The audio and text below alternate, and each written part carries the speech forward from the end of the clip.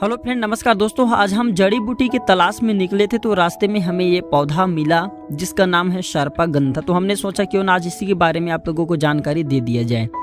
मित्रों, अगर आप इसी प्रकार के जड़ी बूटी पेड़ पौधों में इंटरेस्ट रखते हैं तो हमारे चैनल को फ्री में सब्सक्राइब कर हमारे साथ जुड़ सकते हैं। हमारे चैनल में इस प्रकार के पेड़ पौधों की जानकारियाँ हमेशा आती रहती हैं। मैं आप लोगों को हर वीडियो में बोलता हूँ, किसी भी प्रकार की कोई परेशानी होती, बीमारी होती है तो सबसे पहले इस बीमारी को प्राकृतिक उपचार करने की कोशिश करें, प्राकृतिक तरीके से ठीक करने की कोशिश करें। जब आपको लाभ नहीं मिलते, फायदा नहीं मिलते, तब जाकर के फिर बाद में मेडिकल में मिलने वाली दवा की सहारा ले। तो इस प्रकार से देख लीजिए, पौधा यह है सर्पगंधा। कहते हैं कि सांप अगर कितना भी पुराना काट ले, अगर इसके जड़ को सुंघा दिया जाए, इसके जड़ का रस पिला दिया जाए तो सांप के जहर जड़ से समाप्त हो जाते हैं। किस प्रकार से इसका प्रयोग होता है मैं आप लोगों को आज के इस वीडियो में बताऊंगा। ये हर प्रकार के जहर का काट करने का काम करते हैं। सांप ने काटा हो, चूहे ने काटा हो, बिच्छू ने काटा हो या किसी व्यक्ति ने जहर खा लिया, उसका भी काट कर सकते हैं इस पौधे के माध्यम से। तो वीडियो में कंटिन्यू बने रहे, क्योंकि जानकारी कभी भी काम आ सकती है। कभी भी जानकारी व्यर्थ नहीं जाते, अभी नहीं तो बाद में चल करके जानकारी काम आएंगे, लेकिन काम आएंगे। तो वीडियो में कंटिन्यू बने रहे। थोड़ी भी जानकारी पसंद आती है तो वीडियो को लाइक करें। अगर आपको किसी भी प्रकार की कोई समस्या है तो आप हमें हरिओम केयर 305@gmail.com पर कॉन्टैक्ट कर सकते हैं या कमेंट बॉक्स में पूछ सकते हैं। हम हर वीडियो में बोलते हैं कि हमारे यूट्यूब चैनल नहीं बल्कि छोटा सा परिवार है जिसमें आप और सभी सदस्य जुड़े हुए। मैं चाहता हूँ मेरे चैनल में जुड़े हुए सभी सदस्य हमेशा स्वस्थ रहे, हमेशा निरोग रहे, आप सभी को फ्री में आयुर्वेद की जानकारी हो। तो कहते हैं कि सांप अगर काट ले तो जहर से पहले आदमी डर से ही मर जाते हैं, बल्कि जहर से नहीं बल्कि जहर के डर से मर जाते हैं। लेकिन यदि आप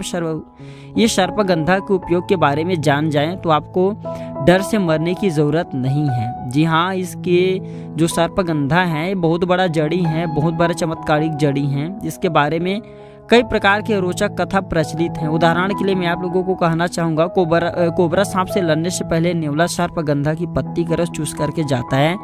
पहले इसके जो देख रहे ना सर्पगंधा ना, इसके प्रयोग पागलों की दवा में भी किया जाता था। पागलपन को दूर करने के लिए इसका प्रयोग किया जाता था। और मैं आप लोगों को बताना चाहूँगा, चूहे काटे, सांप काट ले, छिपकली काट लिए हैं, ये जो खाए जाने वाले जहर रहते हैं उसका समापन, उसका समाप्त, उसका काट इससे किया जाता है। मैं आप लोगों को विस्तार से बताऊंगा। सर्पगंधा को हो सकता है आपके यहाँ दूसरे नाम से जाना जाता हो। इससे पहले मैं आप लोगों को बताना चाहूँगा, ये अन्य प्रकार की बीमारी को ठीक करते हैं, जैसे कि कुकुर खांसी, उसमें भी इसका प्रयोग होता है। कभी कभी देखना बच्चों में होने वाली खांसी संक्रामक बीमारी के तौर पर बढ़ जाती हैं। ज़्यादातर देखा जाए तो 5 से 15 वर्ष के जो आयु वाले बच्चे रहते हैं उसे कुकुर खांसी होने का सबसे ज़्यादा खतरा रहता है। हो भी जाते हैं तो ठीक होने का नाम नहीं लेते। इसमें सर्पगंधा का आप प्रयोग कर सकते हैं। मित्रों, 250 मिलीग्राम से लेकर के अगर 500 मिलीग्राम के बीच में इसके चूर्णों को शहद के साथ सेवन कराया जाए तो कुकुर खांसी जड़ से समाप्त हो जाते हैं। बहुत से लोग सांस फूलने की बीमारी से परेशान रहते हैं, जिनकी उम्र ज़्यादा हो रहे हैं। मैं उन लोगों को बताना चाहूँगा, वीडियो में कंटिन्यू बने रहे। 5 मिनट के वीडियो आपको ज़िंदगी भर काम आएंगे। कभी भी ज्ञान जो होते हैं, जानकारी होते हैं, कभी भी व्यर्थ नहीं जाते। तो दौड़ने से दम फूलता है या सांसों तेज चलने लगता है, ये तो सामान्य सी बात है अगर दौड़ है। लेकिन बिना दौड़ने पर भी बहुत से लोगों में सांस फूलने लगते हैं, दमा की बीमारी हो जाती है। तो ये आप एक काम करें, 1 ग्राम सर्पगंधा के चूर्ण में शहद मिला करके सेवन करें। ये सांस फूलने की बीमारी को आपके हमेशा के लिए ये जड़ से समाप्त कर देंगी। कभी भी आपकी जो सांस धीरे धीरे फूल रहे हैं ना, फूलना बंद हो जाते हैं।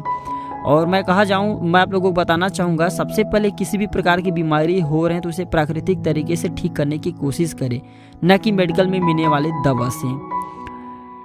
इसके बाद अगर सांप ने काट लिया है, जहर खा लिया है, विष दूर करना है तो इसका प्रयोग कर सकते हैं। सर्पगंधा का प्रयोग विभिन्न प्रकार के विषयों को समाप्त करने के लिए किया जाता है, जैसे कि सांप, बिच्छू, बरया, ततैया, हर प्रकार के।